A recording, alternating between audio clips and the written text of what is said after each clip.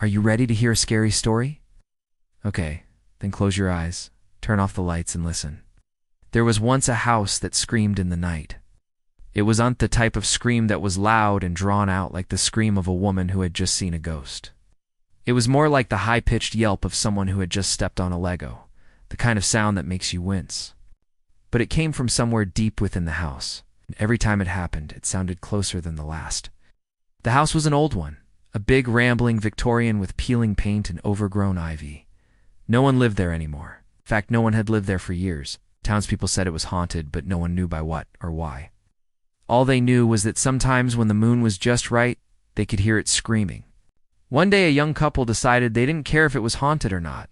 They bought the house for cheap and moved right in. The first night went by without incident, but on the second night they heard it. Just before midnight, they were sitting on the couch watching TV when they heard it.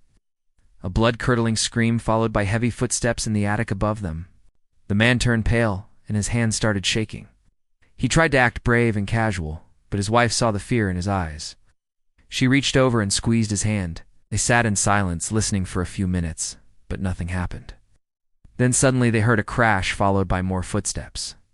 This time they were coming from the floor above them. My husband and I looked at each other, she later told her therapist, and I think we both knew we should leave. But something made us stay. Maybe it was the challenge of facing our fears, or maybe it was just that neither of us had ever backed down from a fight with our spouse. I didn't hear anything else that night, but after that, things started to happen more and more often. They would be eating dinner when plates and silverware would start flying through the air. Sometimes at night they would wake up to find their bed shaking violently. And every now and then, they would hear those footsteps again, pacing back and forth directly above their bedroom.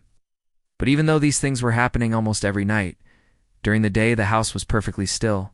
It was as though whatever was haunting, it only came out after dark. Finally, after 3 months of sleepless nights, the couple called a priest.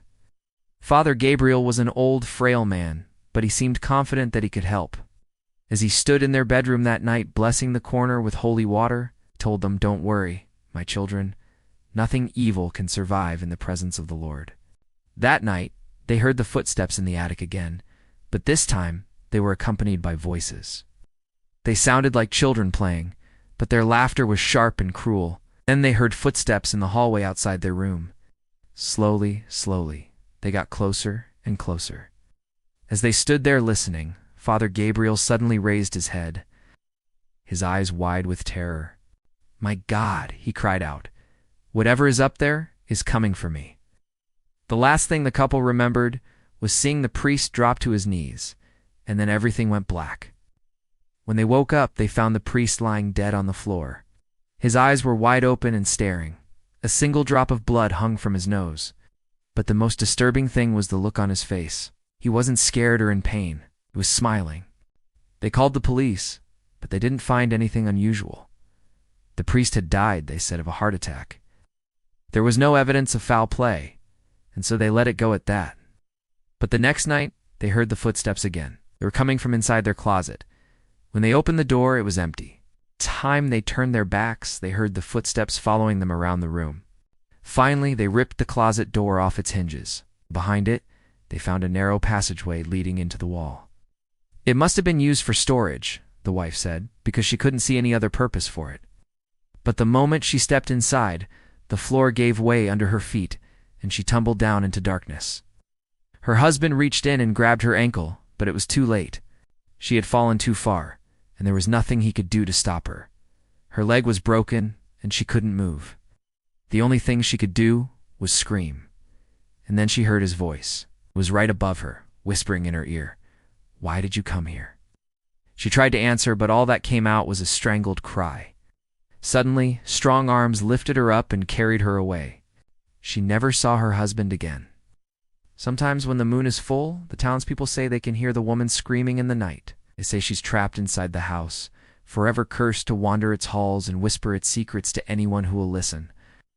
Some people even say that if you visit the house at midnight and knock on the front door, the woman will answer and tell you her story.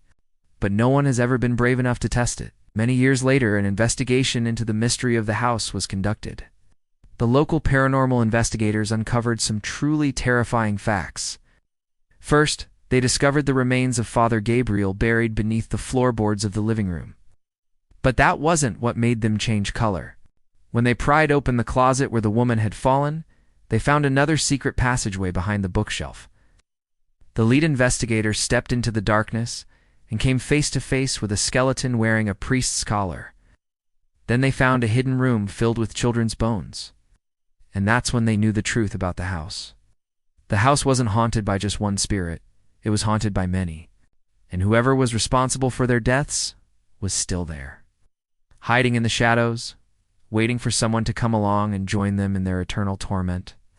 Those paranormal investigators never finished their work. They fled the house in terror, never looking back. And since then, it stood empty and abandoned, a monument to the evil that lies within. Now, I don't know about you, but I think I need to lie down after hearing that story. If you liked this video, please give it a thumbs up and share it with your friends.